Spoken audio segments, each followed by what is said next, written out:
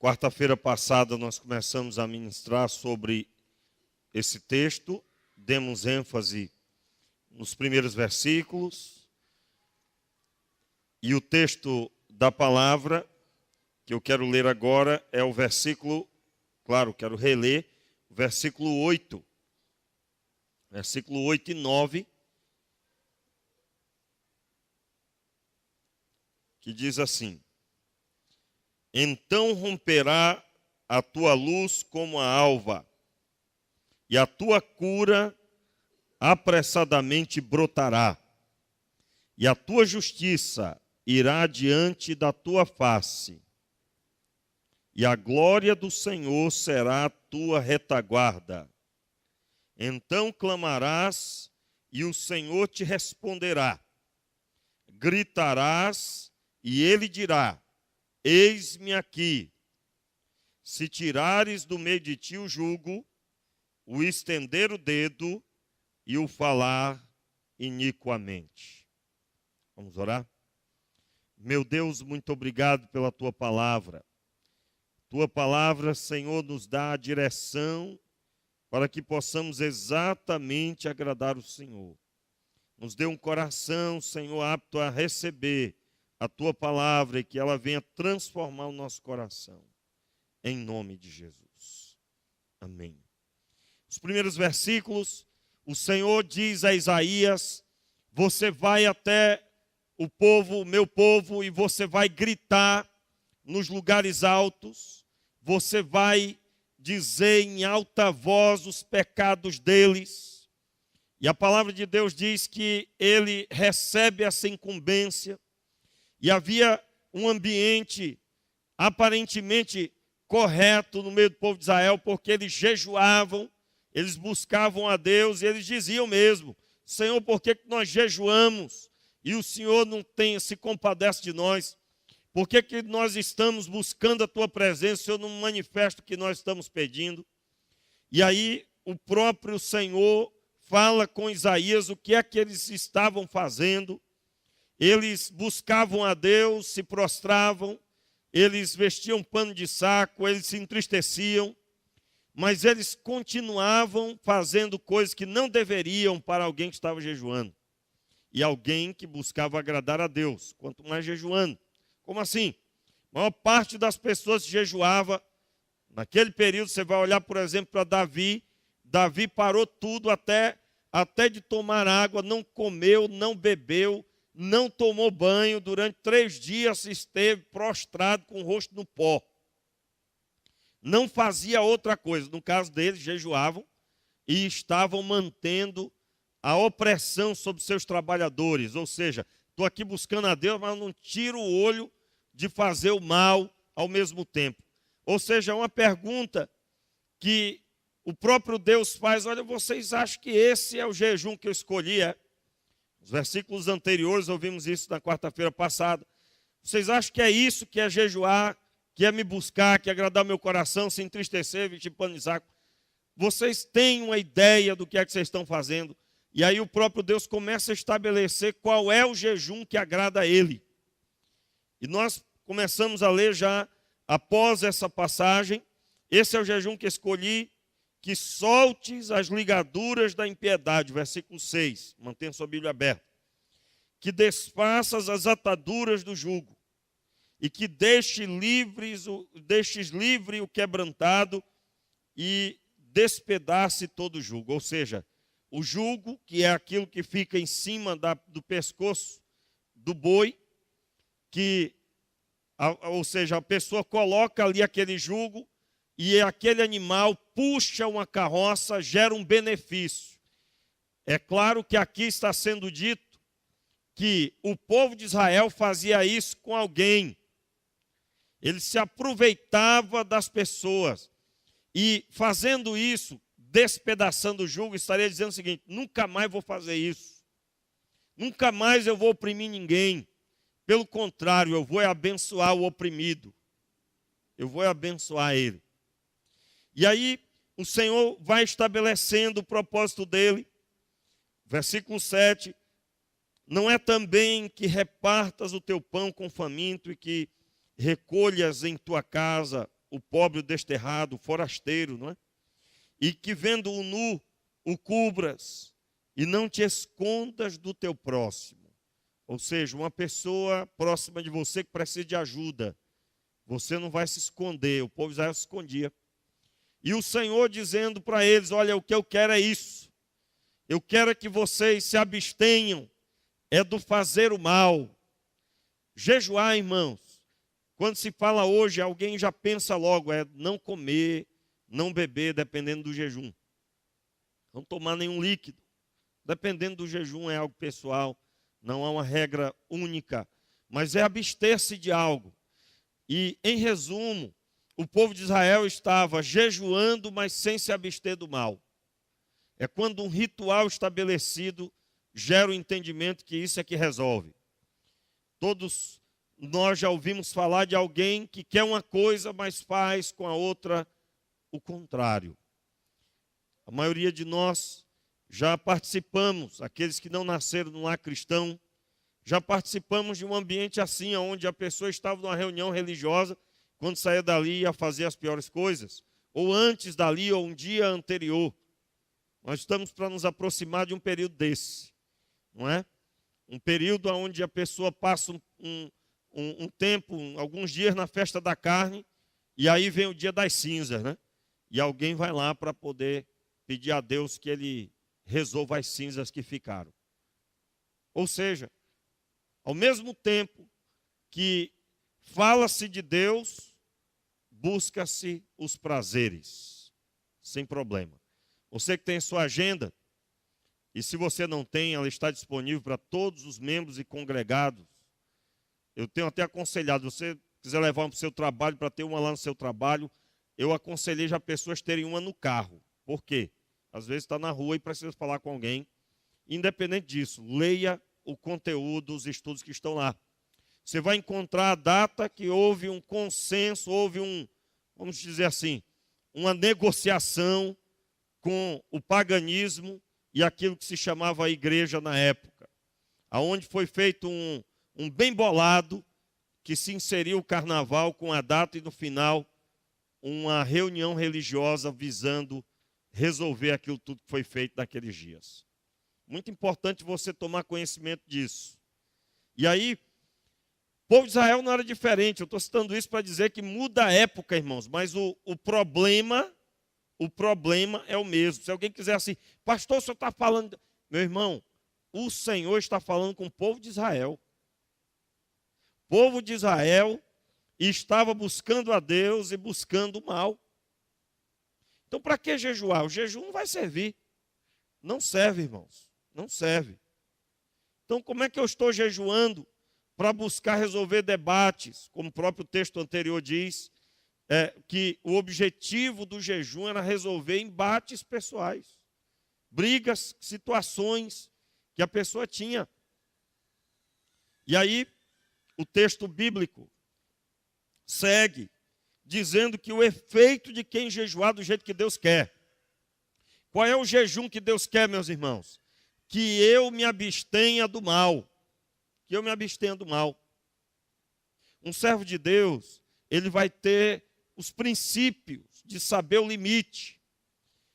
A Bíblia fala que aquele que tem juízo, o filho que tem juízo, ele alegrará sua mãe.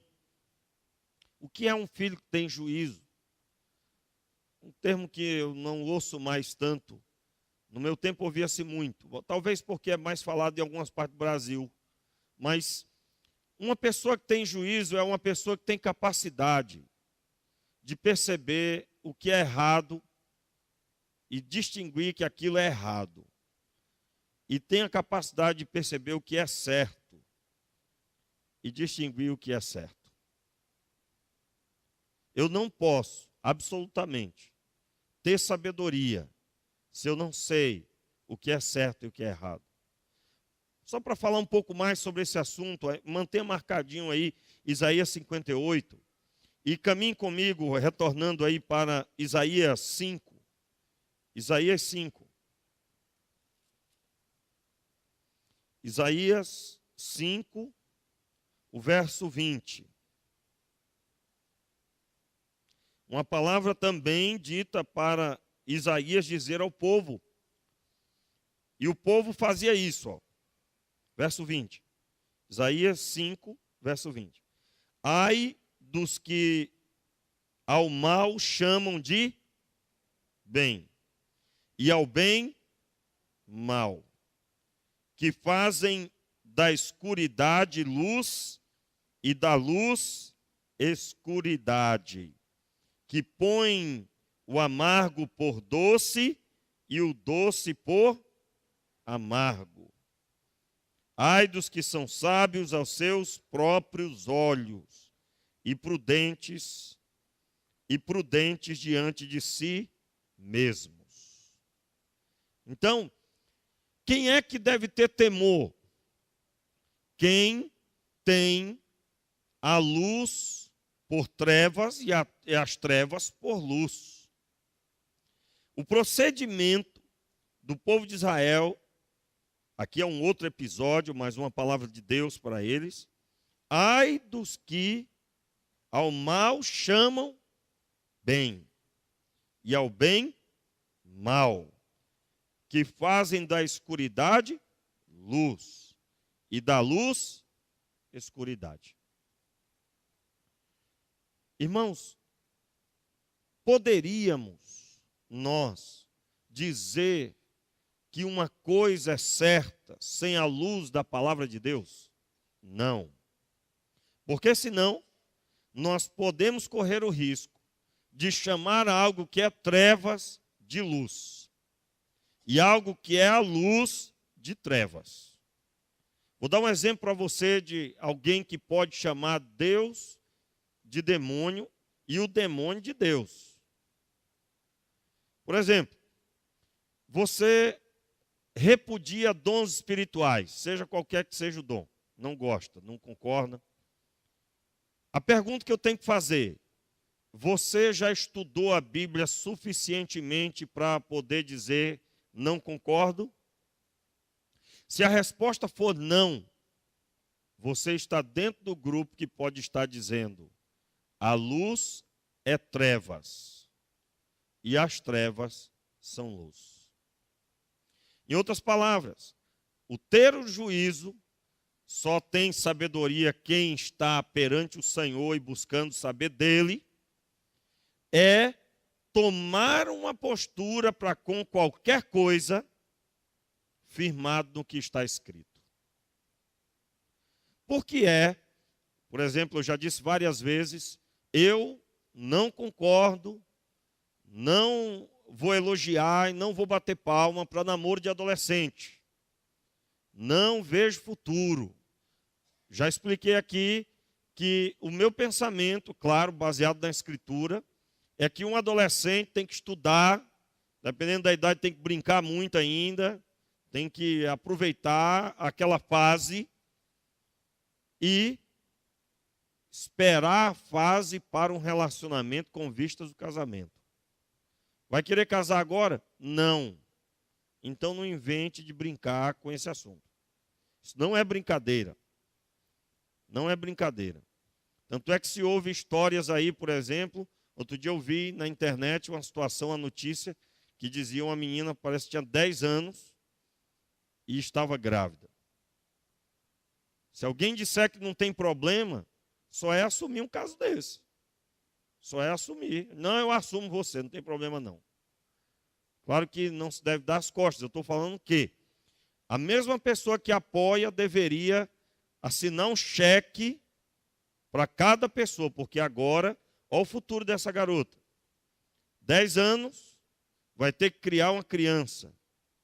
Vai ter que ter toda a responsabilidade que você, mãe, com uma idade adequada, sofreu a rodo, porque não é brincadeira, não é uma boneca, não é um brinquedo, é uma criança, é uma vida. Que vai ter que ficar acordado de noite se adoecer, vai ter que ficar na porta do hospital se tiver algum problema, se passar por alguma dificuldade. Dizer que uma criança de 10 anos vai conseguir isso, irmãos, é muita falta de sabedoria. Biblicamente, se a pessoa não pode ter a responsabilidade de uma família, e um adolescente não está preparado para a responsabilidade, porque a etapa dele não é essa. Não é essa. Então, como eu vou ter sabedoria? Eu vou buscar saber o que a Bíblia diz sobre a família. Eu vou buscar saber o que a Bíblia diz sobre o marido. Por exemplo, o homem tem que ser um governador. Como é que eu vou dizer para um garoto de 12 anos que ele vai governar uma casa? Como eu vou dizer isso? Como é que vai conseguir lidar com a situação? Olha o futuro de uma moça de 10 anos grávida. Terá que fazer tudo que agora terá que ser. E se ela conseguir, na maioria dos casos, não conseguirá terminar os estudos. Depois de uma certa idade que poderá começar a estudar. Trabalhar nem pode com 10 anos. Carteira assinada nem pode com 10 anos. E aí, como é que vai ser? Como será um futuro desse? Então, irmãos, você sabe que tem muita gente por aí que não vê problema em nada. Ai daquele que transformar a escuridão em luz, e aquele que transformar a luz em escuridão. Nós temos levantado a bandeira de que Deus, Ele é a favor da família. Não se negocia os princípios de Deus. Não se negocia. E esse princípio é baseado totalmente na Escritura Sagrada. Nós não podemos trazer nada para a Escritura. Nós não podemos acrescentar nada às coisas de Deus. Está lá escrito, nós vamos receber no nosso coração. E a Bíblia diz, voltando para Isaías 58, Isaías 58, o efeito de quem obedecer, de quem sujeitar e não fazer o que lhe bem entende, o que lhe dá na cabeça, pela sua própria visão. Nós lemos lá em Isaías 5, versículo 21, que aquele que é sábio aos seus próprios olhos, esse não está com nada, irmãos. Nossa sabedoria vem do Senhor. E como disse Paulo, se nós nos gloriarmos em alguma coisa, nós vamos nos gloriar nas nossas fraquezas. O que seria isso? Senhor, como eu sou pequeno e o Senhor é tão grande. Como eu não posso nada, mas o Senhor pode tudo através de mim. Eu não tenho nada a acrescentar e nem preciso, porque o Senhor é completo. Se gloriar que nós somos miúdos, irmãos. Que eu tenho muito que Deus transformar ainda. Eu vou me gloriar nisso. Como assim? Reconhecer humildemente a minha pequenez. E a grandiosidade de Deus terá espaço. Isso não é ter pecado de estimação, mas é declarar sempre que sempre o Senhor será certo. E eu para sempre estarei errado. Você sabe que até a Escritura cita isso, né? Seja Deus para sempre certo. E eu para sempre, em outras palavras, errado. Como assim? Deus falou, não vou questionar, não vou brigar, não vou ir contra, não vou absolutamente levantar uma palavra e dizer, será? Alguns entendem isso como alienação. Não é, irmãos. Já lembra do ensino que eu ministrei aqui? Aquilo que você não entender da Bíblia, você precisa dizer logo assim, ó. Senhor, certamente eu não tenho estrutura para entender isso agora, mas eu sei que o Senhor está gerando na minha vida estrutura, e eu vou compreender em nome de Jesus. Amém, irmãos? E aí, a palavra de Deus segue, dizendo que o efeito disso é a resposta de oração certa. Clamarás e o Senhor dirá, eis-me aqui. Tu gritarás e então ele dirá, eis-me aqui, aliás. Se tirares do meio de ti o jugo, e o estender o dedo, e o falar iniquamente. Irmãos, estender o dedo. O que significa estender o dedo? Se quiser saber sobre isso, basta ler a parábola que Jesus conta de 2 homens que entraram no templo. Um entrou e disse, Senhor, muito obrigado, porque eu dou o dízimo, porque eu faço orações, porque a minha família, porque e eu não sou como este publicano pecador. E o publicano pecador, quando orava, nem mesmo ergueu o rosto. E batia no peito e dizia, ai de mim que sou pecador. Veja, o estender o dedo é começar a olhar para o defeito dos outros e condená-los por isso. Condená-los no sentido de dizer, esse ali está destruído e que bom que eu não sou daquele jeito, que eu não estou no lugar dele. Isso não tem nada a ver com quem conhece a Deus. Quem conhece a Deus, tem a Deus por superior, ama a Deus sobre todas as coisas, só o Senhor é Deus e ama o próximo como a si mesmo. Qual é a visão de quem não estende o dedo? Senhor, estou pedindo por mim, que sou aqui um pobre, pequeno servo. E estou pedindo também pelo meu irmão que está aqui orando comigo. Tem misericórdia dele também. Esse é o procedimento correto. Então, largar ou estender o dedo, irmãos. Largar ou estender o dedo. Alguns confundem isso com saber observar as árvores e seus frutos. Claro que você pode observar os frutos de uma pessoa. Como é que seria observar os frutos? Chega um rapaz para pedir a sua filha para namorar, por exemplo. Ele vai vir aqui, papai, para pedir a minha mão para namorar. Eu digo, é mesmo? Aí o menino se senta e diz, aí você trabalha? O pai pergunta, não. E você faz o quê? Durmo até 11 horas, depois vou soltar pipa. E ainda chego em casa e a minha mãe reclama que eu cheguei tarde e a comida estava fria. E ela vai esquentar para mim no fogão. Irmãos, tem futuro um negócio desse? Não tem.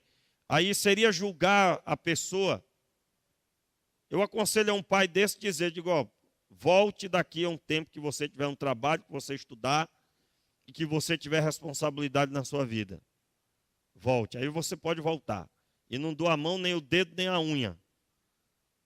Aí a menina começa a chorar. Pode chorar mesmo, é melhor chorar agora do que chorar depois, passando fome.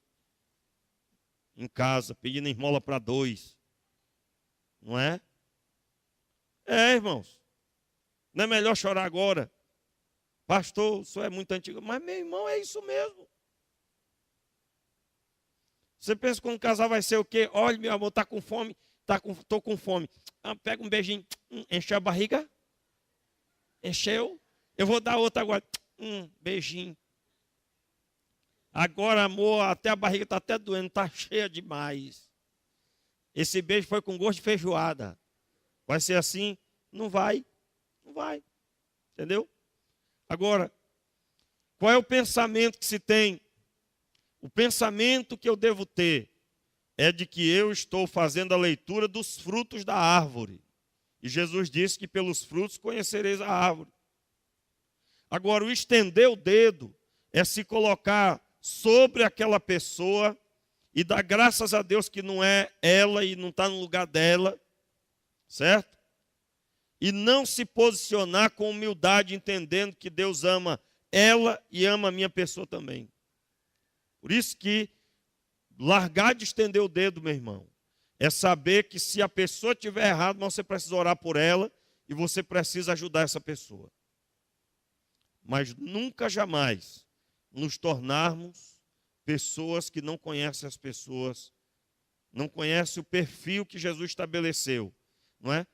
O perfil é ler a árvore pelos seus frutos. Pelos frutos conhecereis a árvore. Falar iniquamente, agir com falsidade, mentir, falar mentiras, chamar palavrão, não é? Meu irmão, dou um conselho. Fale a palavra de Deus. É uma palavra grande. 66 livros. Entendeu? Fale ela, que é bem grande. Fale a palavra. Para quem é mexeriqueiro ou mexeriqueira, não tem problema. Saia falando da vida de Paulo para todo mundo. Saia falando da vida de Jesus, como é que ele agia, como é que ele fazia. Vai ser uma bênção. Dessa forma está curado. Está sarado. A Bíblia diz que o Senhor deu uma incumbência para o profeta. Então, vocês vão clamar e vocês vão ser abençoados.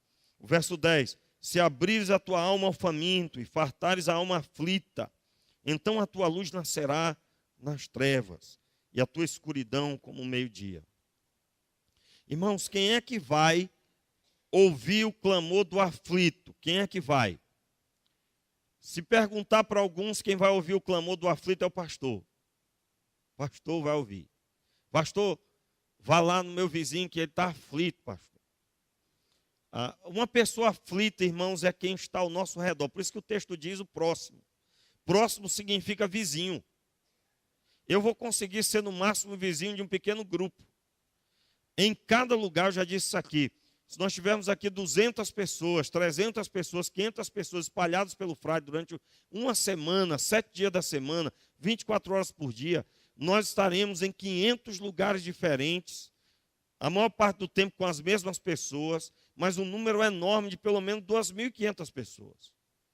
Se essa consciência de que quem vai abençoar o aflito é quem está perto de um aflito, meus irmãos, a situação vai ser diferente. Nós não podemos ter a visão de que eu vou convidar essa pessoa para ir na igreja. Você sabe que também, para alguns, ajudar é assim, eu vou convidar para ir na igreja. Ele vai lá domingo, ele vai gostar muito. Não, ele vai quarta-feira. Pastor, eu convidei hoje, ele veio. Ele veio. Olha, pastor, que beleza, que bênção. Irmãos, vai ser abençoado, eu creio plenamente. Mas o texto diz que você é o canal para abençoar o aflito. Você é o canal. E você é o canal como? O que você recebeu do Senhor? Você recebeu coisas grandiosas, tremendas. Então, isso que você recebeu, só em contar para a pessoa, ela vai olhar e vai dizer, olha, eu também tenho esse problema. Quer dizer, então, que eu também posso ser ajudado. Sim, você pode ser ajudado. Como é que eu faço, então? Vamos fazer uma oração. E Deus vai ouvir a sua oração agora. Mas eu não sei orar. Não, você vai repetir comigo. E eu vou orar com você. Meus irmãos, isso é extraordinário. A visão de que você é um agente de Deus em todos os lugares. E eu não estou dizendo isso para diminuir a tarefa, não. Outro dia, aliás, anteontem, eu fui para uma visita, chegou lá, eu digo, rapaz, faltou só um violão e alguém para tocar. Porque parecia um culto. O pastor avisou que ia visitar, chegou lá, tinha uma porção de gente, irmãos. E aí eu digo, e você? Pastor, eu estou indo na igreja. A pessoa está vindo aqui, eu não tinha percebido o semblante dela. Não tinha gravado o semblante, pedi até desculpa. E havia um ajuntamento naquela casa, eu digo, meu Deus, isso aqui é um culto, isso aqui é uma visita que eu ia fazer para uma pessoa. Mas eu pude ver a satisfação que as pessoas têm de receber a palavra de Deus, irmãos. E aí eu preguei, né, meu irmão? Agora vamos pregar, vamos orar. E aí eu preguei, fiz o convite, olha, a igreja está de portas abertas para vocês. Ou seja, imagine isso multiplicado. Eu não vou conseguir visitar todas as pessoas. Aliás, eu nunca vou conseguir visitar os seus amigos mais próximos. Porque é muito capaz deles ouvirem você e não ouvirem alguém que eles não conhecem. Claro que tem a ação de Deus, tem o mover de Deus, mas o que Deus quer gerar na nossa vida, irmão. E quando nós contarmos o que Deus está fazendo, elas vão ser tocadas. E elas vão dizer, mas eu conheço essa pessoa, isso aí eu sei quem é. Olha, você está dizendo, eu notei mesmo que mudou, agora vem com semblante alegre para o trabalho. Olha, eu percebo agora uma mudança. Eu quero ir lá ver o que é isso que ela está vivendo aí, o que ela está provando. Meus irmãos, se nós abrirmos a nossa visão para as pessoas aflitas, para as pessoas necessitadas, a visão será outra, porque aí o sentido da oração, você sabia que tem que ter sentido a sua oração? Está orando pelo quê, meu irmão? Está orando pelo aflito, pelo necessitado? Imagine Deus ouvindo a sua oração. A Bíblia diz que, o texto segue, né? O versículo 10, vou reler, se abrires a tua alma ao faminto e fartares a alma aflita, então a tua luz nascerá nas trevas. Olha só, você que está aqui hoje e que você só olha trevas ao seu redor, só problema, só gente oprimida. Pastor, meu patrão tem dia que ele está uma bênção, mas tem dia que só Jesus na causa, só o jejum de 21 dias para aguentar o homem. Meu irmão, a promessa de Deus é que em meio às trevas vai fluir a luz. Então, para pensar, eu sempre tenho dito isso aqui. O que fazer com um povo que ora para não ter nunca trevas, né? Ou seja, como é que vai ter um milagre extraordinário se a situação não ficar pesada? Difícil. Eu vou ficar na expectativa diante da situação difícil. Qual é a expectativa? Eu estou com o meu coração aberto ao aflito. Eu estou buscando a Deus da forma que Deus se agrada. E eu sei que quando a situação ficar braba, a Bíblia diz que há uma promessa. No meio das trevas vai raiar a minha luz. Texto bíblico, irmãos. Qual o texto bíblico? Qual é o episódio que fala para o nosso coração? Estava lá Paulo e Silas. Irmãos, foi treva ou não foi aquele negócio? Meu Deus do céu. Tiraram a roupa deles. Apanharam de vara em praça pública. Que vergonha. Que vergonha, ainda apanhando de vara. Apanharam de vara. Era 40 chibatadas que tinha que receber. De uma vara de madeira, meu irmão, que você não tem ideia como é que ficava as costas. Depois foram presos no cárcere interior. A Bíblia diz que não só no cárcere interior foram presos, mas foi acorrentado a perna deles num aguilhão, que era uma corrente com uma bola de ferro. Havia dois tipos, pelo menos, o outro era preso numa coluna. Para pensar, você está no cárcere interior. O cárcere interior não tinha janela, não tinha luz, não tinha limpeza. Devia ser uma coisa feita. Há indícios de cárcere interior que nem a sujeira que era feita era limpa nunca. Você tem uma ideia do que era isso? Irmãos, uma treva pura, trevas puras estavam ali. E o que eles fizeram? A Bíblia diz que quando foi meia-noite, começaram a cantar e a orar. E aí, meu irmão, a luz brilhou no meio das trevas. O que aconteceu? Um terremoto veio, se moveu os alicerces do cárcere e todas as portas se abriram, todas elas. Até a deles, que era o cárcere mais seguro e pior de todos, se abriu. Você está entendendo o que Deus quer gerar? Todo mundo quer isso, irmãos. Todo mundo quer. Eu duvido. Você não está aqui. Pastor, estou aqui buscando a Deus, perseverando na palavra, na oração. Só que veio a primeira chibatada, Deus não se manifestou, não. Veio a 40ª chibatada, não se manifestou, não. Veio o momento de botar no cárcere. Se não fosse pouco o cárcere, a frase foi: bote no cárcere e no cárcere interior. E eles foram colocados lá e foram aprisionados lá daquele jeito. Olha a sensação, sujeira, fedendo, todo lapeado, certamente sangrando, mas no meio daquelas trevas puras, raiou a luz. Meu irmão, o que é isso? Pare para pensar no que Deus falou a seu respeito. O que é que Deus falou a seu respeito? Ele falou na palavra dele que ele nunca te deixará e nunca te desamparará. Ele falou na palavra dele que você é ovelha do seu pastoreio, que ninguém pode arrebatar você das mãos dele, está tudo escrito. É verdade que o diabo veio para matar, roubar e destruir, mas ele disse: eu vim para que tenham vida e a tenham em abundância. Meus irmãos, nós precisamos apresentar a Deus uma vida que se aparta do mal. Porque nós queremos que a nossa luz brote no meio das trevas. Nós queremos isso. Nós precisamos disso. E o carcereiro precisa disso. E aqueles que estavam também aprisionados ao nosso redor também precisam disso. Foi o caso de Paulo e Silas. Ouviram a palavra de Deus e o plano da salvação.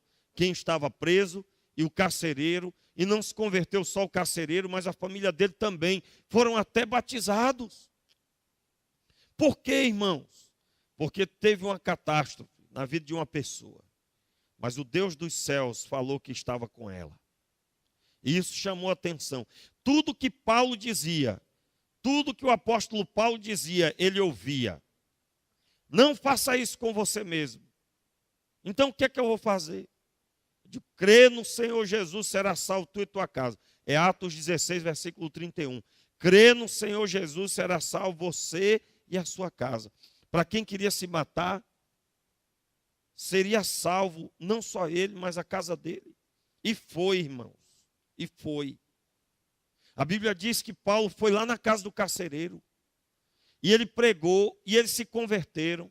E não só se converteram, como foram batizados. Eu vou dizer para você, meu irmão. Deus quer gerar na sua vida uma visão tal. De forma que esse problemão que você está passando aí vai se tornar uma luz em meio às trevas. E as pessoas ao redor vão dizer, eu não acredito, como é que pode? E tudo que você falar, as pessoas vão prestar atenção, porque elas querem saber o que tem diferente que você tem feito. Você sabia que o princípio de Deus para as pessoas ouvirem é a manifestação de Deus e Deus mostrar que anda com a pessoa? Você lembra de Josué?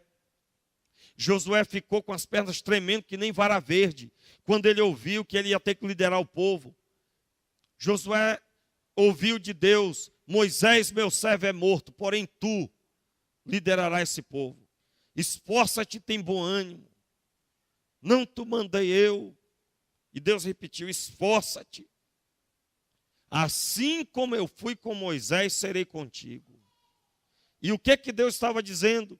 Deus estava dizendo, eu vou manifestar diante do povo que eu estou com você. E que eu ando com você. E que os mesmos milagres que eu agi através de Moisés, eu vou agir com você para abençoar o povo. Irmãos, princípio para a autoridade ser estabelecida. Seja uma pessoa de Deus. Ande com Deus. Ande com o Senhor. Seja instrumento de Deus na vida das pessoas. Nós temos ouvido um evangelho que diz o contrário, né? Você ouve por aí, certamente. Qual é o evangelho? Vem e receba, vem e receba, vem e receba, vem e receba. Meu irmão, aqui também, vem e receba. Mas receba sabendo que agora você vai ter para ministrar para as pessoas. Deus quer encher o seu coração para você ter muito para ministrar para as pessoas. Eu quero percorrer com você esse texto, nós não vamos terminar hoje. Esse assunto é um assunto vasto. Que é que Deus está trazendo no nosso coração? Nós estamos dando passos de fé. Nós que estamos aqui caminhando nos passos de fé. Nós vamos buscar com jejum, irmãos. Mas principalmente o jejum que se chama abster-se do mal. Palavra de Deus para a sua vida hoje. Pare de apontar o dedo se você assim o faz. Pare de falar iniquamente. Se você, uma coisa simples de fazer. Jesus falaria o que eu falo. Jesus faria o que eu faço. Como Jesus se portaria nessa situação? Saia daqui hoje dizendo, o Senhor fará brotar no meio das trevas a luz. E o versículo 10 termina, a tua escuridão será como o meio-dia. Sabe o que significa isso? O momento mais difícil seu será como o meio-dia. Ou seja, o que para alguns é uma situação complicada, para você vai ser luz pura. Texto bíblico, vamos lá? Clássico texto. Sadraque, Mesaque e Abednego estavam agora em trevas e vão ser lançados lá dentro da fornalha. E todo mundo olhou e agora acabou-se. Agora as trevas tomaram de conta. Eles estão agora perdidos. Eles estão perdidos. Mas a Bíblia diz que eles passeavam no meio do fogo. E não passeavam sozinhos, porque havia um quarto homem, que a sua aparência era como o filho dos deuses. É um termo dado para dizer, era muito lindo, muito bonito. Meus irmãos, quando nós estivermos passando problema, não podemos esquecer. Anda conosco o Nazareno, o Senhor Jesus. E o que para alguns é morte, para nós é passeio, para nós é vitória. É o momento em que as nações vão ver que não é Nabucodonosor, que é Deus, mas é o Senhor, Deus dos céus e da terra, que é o Senhor. Receba na sua vida essa palavra. O Senhor, quando você estiver passando a pior luta, você vai passear como Sadraque, Mesaque e Abednego. Porque o Senhor é que está contigo. O que é que Ele espera de você? Que você se aparte do mal. Que você não tenha as trevas por luz. e nem a luz por trevas. Tudo que está errado, de acordo com a Bíblia, você vai denunciar como errado. Você não vai se associar com as obras infrutuosas das trevas, conforme diz a palavra de Deus. O apóstolo Paulo disse: não vos associeis com os que promovem obras infrutuosas, não vos associeis com eles, reprovai o que eles fazem. Pastor, o que nós vamos fazer? Porque lá fora está tudo destruído. Nós vamos abraçar as pessoas. E quando elas perguntarem, então eu posso continuar como eu estou? Olha, eu te amo porque Deus te ama também e Ele colocou esse amor no meu coração. Mas Ele deseja muito que você viva um outro procedimento. E Ele mostrou como é que é através do seu filho. E você vai convidar a pessoa para conhecer a respeito. Fique de pé no seu lugar e vamos orar. Vamos orar porque na quarta-feira nós nos reunimos aqui para pedir a Deus, para buscar a Deus por tantas coisas. Mas antes de você se voltar para esse pedido, não se esqueça, aparte-se do mal, faça o que Deus quer e você vai ser bem-sucedido. A tua luz, a tua escuridão será como um meio-dia, e em meio às trevas brotará, aparecerá a tua luz. As pessoas vão te ver. Paulo e Silas não eram prisioneiros comuns, eram servos de Deus. Você pode passar a dificuldade que todo mundo passa, mas o que Deus vai fazer vai gerar que as pessoas vão dizer: essa pessoa é diferente. Ah, irmãos, receba na sua vida essa palavra. Algo muito forte que Deus ministrou na minha vida. Ah, como eu desejo, como eu quero, em meio às trevas, fazer brotar o meu poder. Porque aí os meus filhos vão falar e aqueles que eu amo vão ouvir. Aqueles que eu amo vão receber a minha palavra. Irmãos, em nome de Jesus, eu digo isso com o coração doendo. Há tanta iniquidade onde deveria haver luz.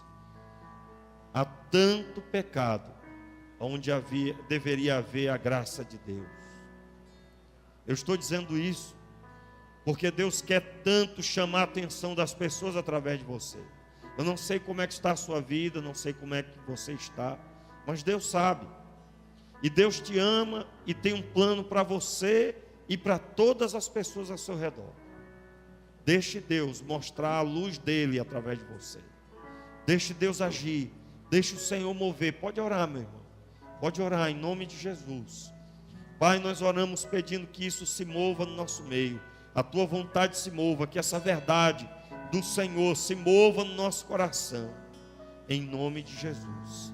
Coloca a mão no coração e começa a dizer para Deus: Senhor, muda a minha vida.